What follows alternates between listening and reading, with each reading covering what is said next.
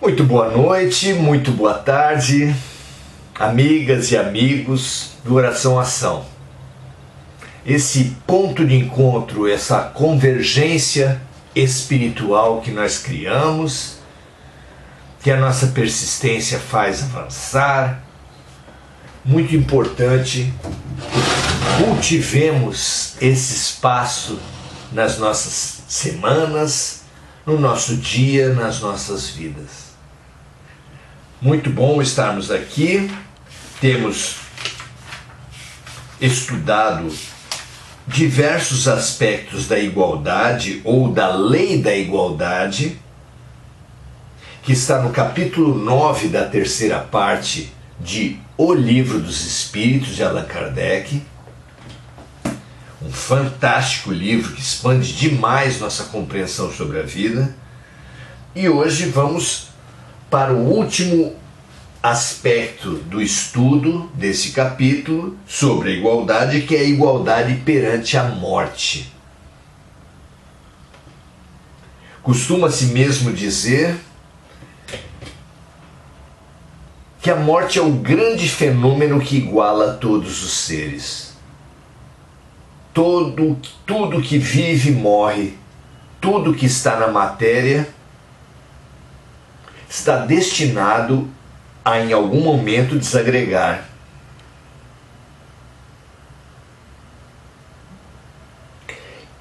Essa desagregação tem um aspecto nos seres minerais, tem outro nos seres vegetais, outro nos seres animais, outro nos seres hominais.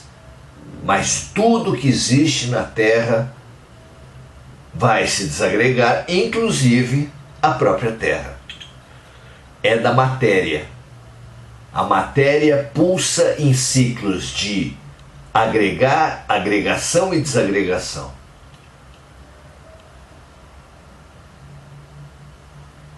Posicionar nossa mente, nossa inteligência, nosso espírito diante desse pulsar da matéria ajuda-nos a entender, a nos colocar, a aprender na perspectiva da eternidade. Jesus é claro quando diz: não coloqueis vosso coração naquilo que a traça rói, a ferrugem corrói e os ladrões levam. Nossas vidas, nossas mentes, nossos valores não podem estar amarrados naquilo que é provisório. É por isso que a nossa vida acaba assumindo uma posição de uma bipolaridade. Porque estamos amarrados à matéria, a matéria está destinada a viver ciclos de agregação e desagregação, e nós, amarrados com ela, só podemos também flutuar, alterar, extremar nossas posições perante a vida. Jesus, na mesma orientação que dada antes, ele nos estimula a colocarmos nosso tesouro nas coisas eternas. Porque naquilo que é constante, naquilo que é eterno, naquilo que é infinito, não há transformação, há constância, há estabilidade, há paz. Muito bem, vamos então estudar a morte. Muitos se horrorizam perante essa possibilidade. Mas como não nos debruçarmos sobre a única certeza do nosso futuro? Nos preparamos para tantos acontecimentos que são apenas possibilidades. Lembramos que, brincando de boneca, as meninas se preparam para a maternidade, brincando de trator, de carrinho. Os meninos se preparam para o mundo do trabalho. O natural com a mudança dos costumes, seria que hoje meninos e meninas brincassem igualmente de boneca e de carrinho. Mas a verdade é que ninguém pode saber se um certo menino ou se uma certa menina, quando crescerem, se terão mesmo filhos, se irão mesmo trabalhar. Mas todos, indistintamente todos, sabemos que vamos morrer. Se sabemos todos que vamos morrer, e sabemos, se compreendemos que, nada entendendo da morte, tendemos a sofrer muito mais com essa transformação, com essa passagem em nossas vidas, o lógico seria investigarmos o fenômeno da morte. O Espiritismo faz isso com a ajuda dos chamados mortos. São eles mesmos que nos vêm dizer as fases, os ciclos, os desafios da morte. Que a morte é continuação da vida, é um outro estado que o ser assume ao desprender-se do seu corpo, mas que ele, ser, basicamente é o mesmo. De forma que aquele que viveu mal, violentando, viciando-se, praticando o mal contra os outros ou contra si mesmo,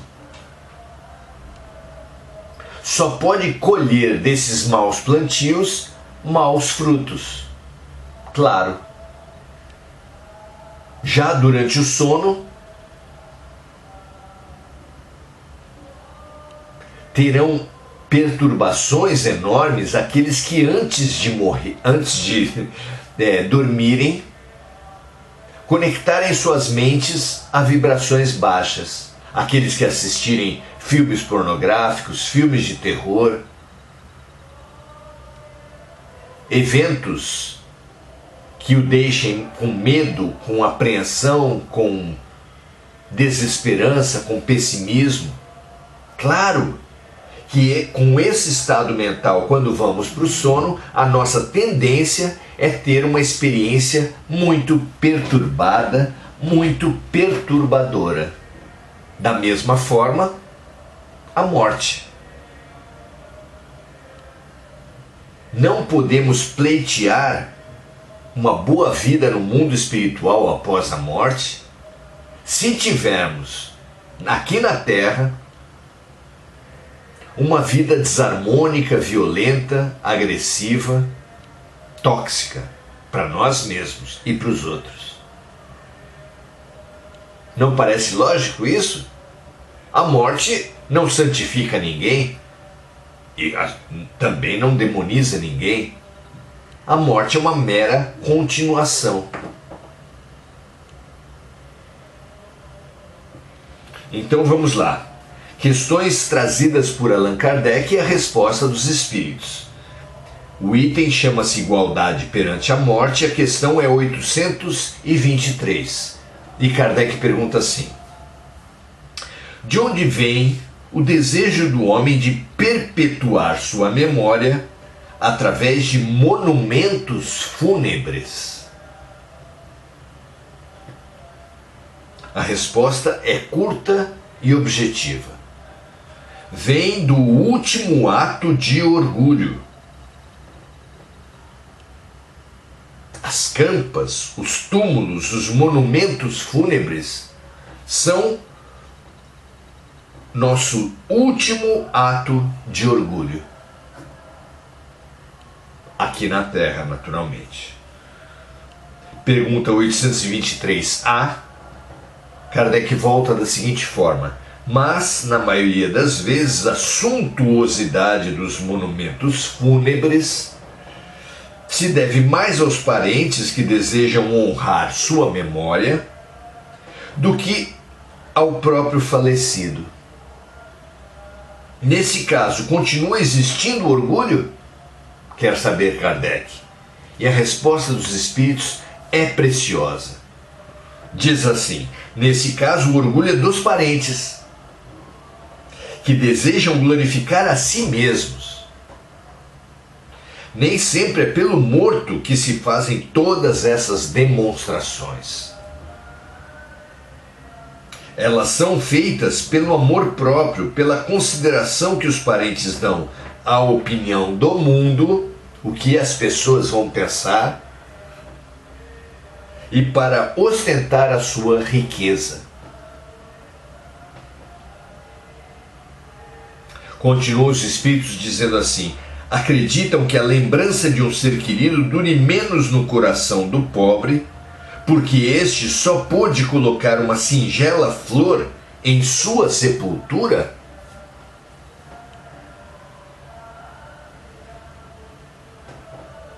Acreditam vocês que o mármore faça com que aquele que foi inútil na terra não seja esquecido?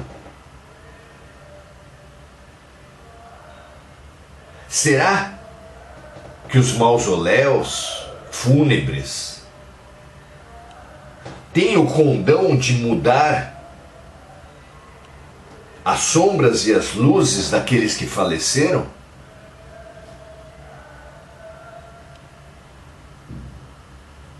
Questão 824.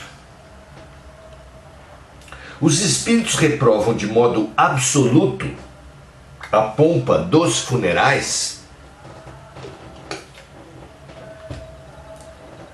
A resposta é não. Quando ela tem por objetivo honrar a memória de um homem de bem, ela é justa e serve como um bom exemplo.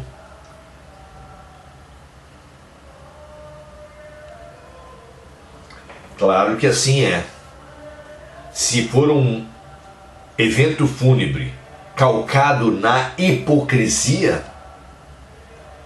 onde as pessoas elogiem com suas palavras o morto, mas pensem e guardem sentimentos terríveis, agressivos, claro que isso não tem valor nenhum, não é verdade? Comentário de Kardec: o túmulo é o local de encontro de todos os homens. Olha só. Nele terminam definitivamente todas as diferenças humanas. É em vão que o rico tenta perpetuar sua memória através de monumentos grandiosos. É em vão. O tempo os destruirá, assim como fez com o seu próprio corpo físico. A natureza quer que seja dessa forma. Há uma lei de destruição.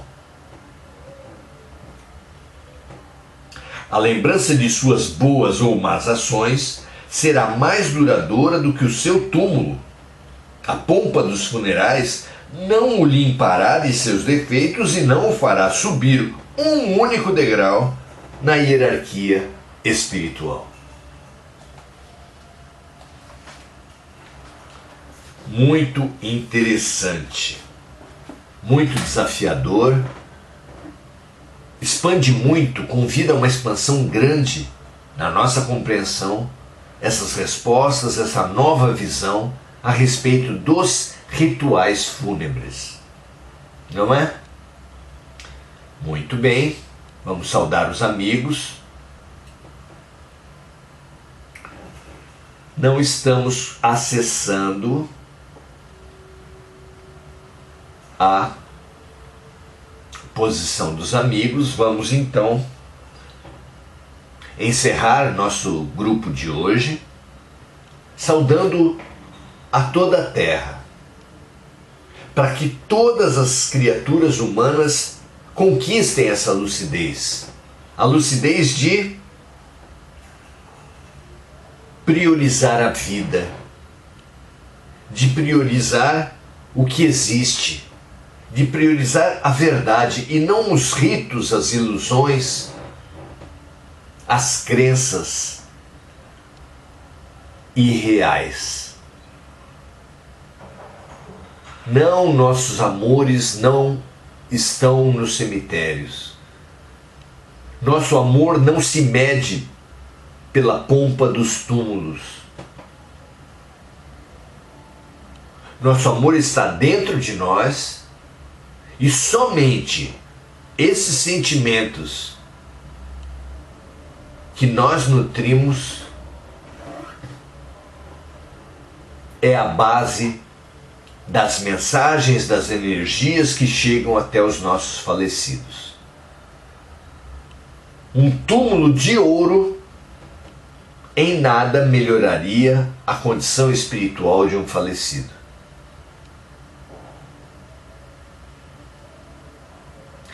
Foquemos nas boas lembranças. Emitamos a eles nossas melhores energias, nosso perdão, nossa reconciliação, nosso pedido de perdão.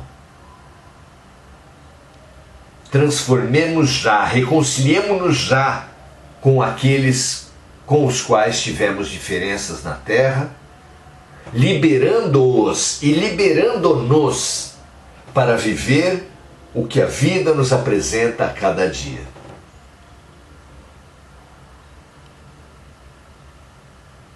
Quanto ao dinheiro gasto nos mausoléus, nas tumbas, enderecemos esses recursos para aquelas iniciativas que podem cuidar das pessoas, que podem melhorar suas vidas, sua compreensão, que possa educar, promover a saúde, melhorar a compreensão, os hábitos, sem perda de um centavo, nem de um segundo, com nada que paralisa, nada que estanca, nada que se volta exclusivamente para crenças, costumes, orgulhos. Que assim seja, que a nossa expansão, que a nossa compreensão seja cada vez mais espiritualizada. Precisamos espiritualizar nossa compreensão, expandir nossa compreensão ao infinito. Porque atrás dessa expansão de perspectiva vem uma resiliência, uma aceitação, um aproveitamento dos fatos da vida muito maior do que temos tido até agora. Que assim seja, paz e bem, muita paz e muita luz para todos os amigos. Amanhã continuaremos nossos estudos. Venha conosco e compartilhe esses estudos, se entender que eles podem ser úteis a alguém. Um grande abraço e até amanhã.